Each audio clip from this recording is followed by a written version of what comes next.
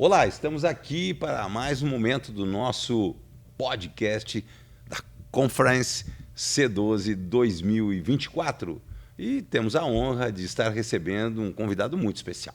Mas antes eu quero me apresentar a vocês. Eu sou Marcos Melo, membro do C12 e tenho muito orgulho em estar aqui colaborando para esse nosso bate-papo com Marco Silva. Marco, o microfone e a câmera para você saudar os nossos amigos.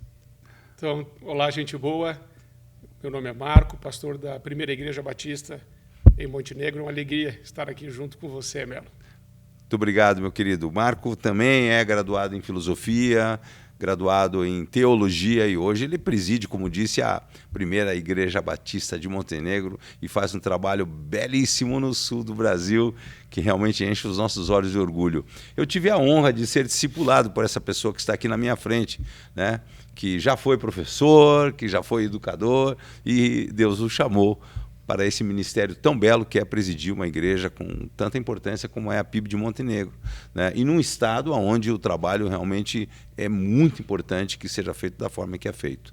Marco, vamos começar o nosso bate-papo aqui falando de propósito. Qual é o propósito de Deus para a minha vida, para as nossas vidas? Conta um pouquinho. Quando nós pensamos em propósito, a gente sempre tem que pensar que tudo que Deus cria com um propósito. Perfeito. Isso é muito importante. Mas o homem também tem a capacidade de criar. Por exemplo, essa cadeira que nós estamos sentados foi criada pelo homem. Quem cria dá identidade. Quem cria diz o que é. Quem cria diz para que serve. Então, somente em Deus podemos encontrar o propósito para a nossa vida. Efésios 2:10 diz que Deus separou boas obras para que andemos nelas. Essas boas obras estão totalmente ligadas ao propósito para o qual Deus nos criou. Então, toda boa obra que realizamos em Deus, para Deus, por intermédio dele, glorifica, honra, exalta e ergue o nome de Deus. Não dá para viver o propósito da nossa existência fora dele. É como eu disse, o homem criou a cadeira, chama a cadeira, serve para sentar. Se a cadeira tentar ser cama, ela vai ser infeliz. A cadeira vai viver no terapeuta, porque ela não entendeu a sua identidade e também não entendeu o seu propósito. É por isso que propósito fora de Deus não pode ser vivido, não pode ser realizado, não dá nem para ser entendido. Como é que eu sei se eu estou vivendo realmente o meu propósito ou o propósito que Deus tem para a minha vida? Essa é uma pergunta muito importante. Muitas pessoas não conhecem o propósito de Deus para a sua vida e também não, obviamente, por não conhecer, ou algumas até afirmam conhecer, mas não estão vivendo esse propósito. Jesus disse, pelos frutos os conhecereis.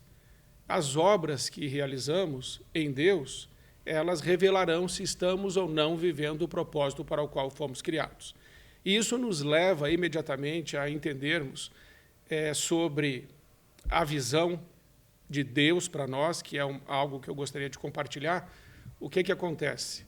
Um homem de Deus, que foi chamado para viver um propósito tremendo na terra, que foi Abraão, ouviu de Deus assim, saia da tua terra, saia da tua parentela e vai para a terra que eu te mostrarei. Abraão não estava vendo nada, porque a terra precisaria ainda ser vista. E muitas vezes alguns homens dizem assim, não, eu vou pela visão. Mas o que Abraão viu? Nada. Então, para cumprir propósito, muitas vezes a visão não é suficiente. É a nossa confiança no caráter de Deus que nos leva a cumprir a visão de Deus para a nossa vida. Então, veja que, apesar de Abraão não ver a terra, ele confiou no caráter de Deus. Isso é muito importante para cumprimento de propósito. Outro homem que viu tudo, mas precisou igualmente de fé no caráter de Deus, foi Noé. Em Gênesis 6, ele recebe o projeto todinho. Está bem clara ali a descrição da arca. Mesmo que você tenha o projeto na mão, em detalhes, se você não confiar no caráter de Deus, você não realiza uma obra que no caso dele levou de 75 a 120 anos para ser realizada. Então, tanto Abraão como Noé Um não viu nada, outro viu tudo. Ambos precisaram confiar no caráter de Deus. E cada um numa situação totalmente diferente. Completamente. Temos mais um, biblicamente falando, que eu acho que é muito interessante as ações dele nesse sentido, que foi Neemias, correto? Da mesma forma. Neemias, quando a gente olha para a história de Neemias, a gente vê em Neemias uma visão que nasce de uma dor. Olha só, já é um outro contexto, né? Sim, porque e muitas visões nascem de uma dor. Né? Existem muitas empresas. Aliás, deixa eu fazer um parênteses aqui. Boa. Assim como um homem nasce, porque ninguém escolhe nascer. Você não escolheu nascer, não escolheu o seu sexo, não escolheu sua cor, não escolheu sua geografia. Meu cabelo. Não escolheu ter cabelo ou não. Pois é. Não escolheu nada. Quem escolheu? Deus. Ele escolheu. Então, nós precisamos entender que a quem escolhe é Deus. Então, ele tem um propósito. Neemias foi um homem escolhido por Deus para cumprir um propósito, e ele faz uma pergunta naquele texto, em Neemias 1, como estão os meus irmãos? E quando ele ouve a resposta, Chora. Ele chora, ele se quebranta, ele ora e ele jejua. 4 meses. E aí nós precisamos entender, Melo, que tanto Abraão, como Noé, como Moisés, como Neemias, todos eles tiveram que sair do negócio. O que é negócio? Negócio é a negação do ócio. O que é ócio? Ócio é busca de sentido, significado, é reflexão, é olhar para dentro de si, é tentar entender o propósito. Quando nós estamos no negócio, a gente não tem ócio, ou seja, não paramos para pensar, só vamos fazendo, pensando no resultado, pensando nas metas, e, de repente, a estratégia pode se tornar mais importante que o propósito por causa dos resultados. E isso é um grande perigo. Então, Deus, muitas vezes, precisa nos levar para o ócio, ou seja, para o deserto, como ele fez com o filho dele, Jesus. Antes de começar a viver o propósito, Jesus foi para o deserto. 40 dias. Moisés foi 40 anos. Mas ambos passaram pelo deserto para depois iniciar o propósito. Então, do negócio, nós precisamos ir para o ócio. Do ócio, nós vamos para o propósito. Ok, e quando você fala desta forma e a gente pensa na visão, a visão é o suficiente para que a gente possa realmente seguir em frente? Não. É como eu disse, quando nós pensamos que... O propósito vale mais. O propósito, ele é mais importante. Agora, veja, o propósito veio de quem? Veio de Deus. Para eu cumprir propósito, de novo, eu preciso confiar no caráter de Deus que me criou e me criou para. Eu existo para andar em toda a boa obra que Ele separou para mim. Se eu não entender isso, eu posso colocar a visão como aquilo que vai me mover. Perfeito. Só que aí, que movimento Abraão faria? Porque ele não viu nada. Não viu nada. Ele precisou confiar no caráter daquele que o criou para viver o propósito estabelecido por ele.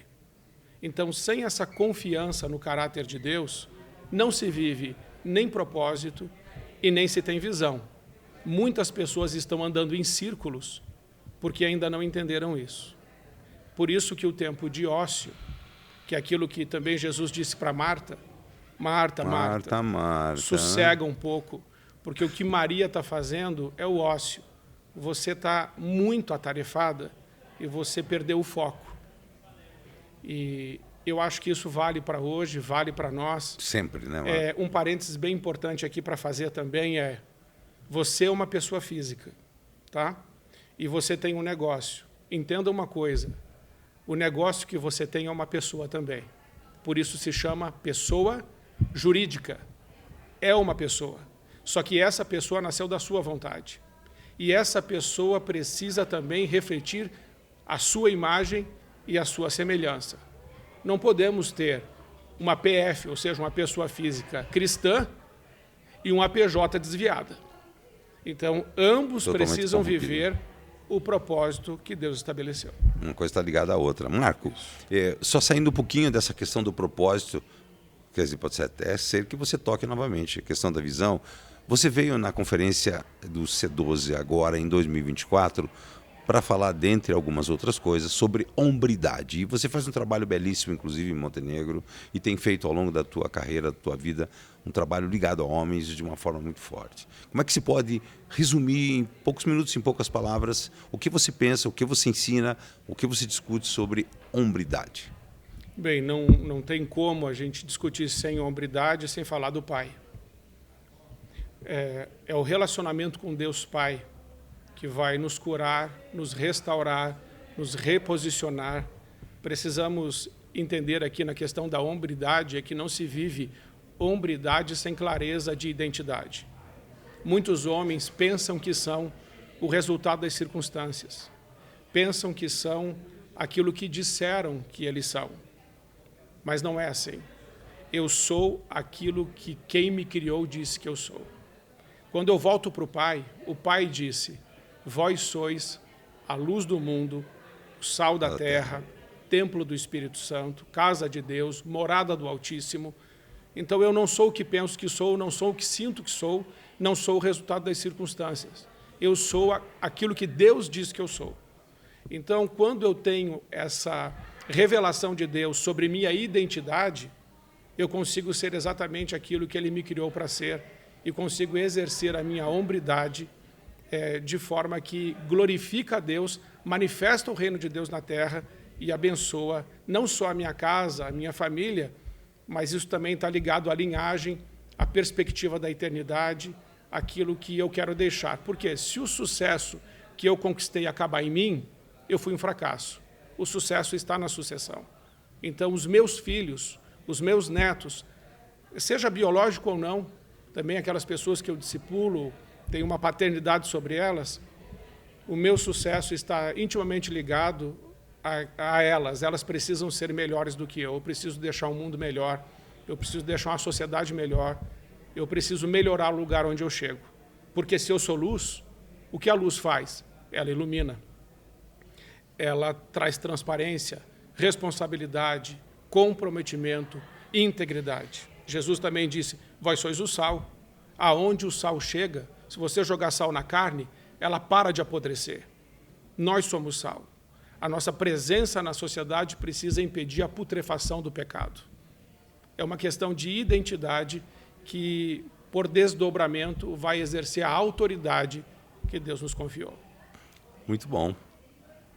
Agradeço, Marco, pela tua participação conosco, né, nesse momento aqui, nesse rápido momento, e deixo aí o microfone e também a câmera para a tua despedida final. A todos, muito obrigado, Melo. Muito obrigado. Uma alegria estar aqui junto com você, com vocês. Me sinto muito honrado de poder fazer parte desse momento, nesse tempo, nessa linda conferência do C12. Ok, um abraço, Marcão. Obrigado. Tudo bom, querido.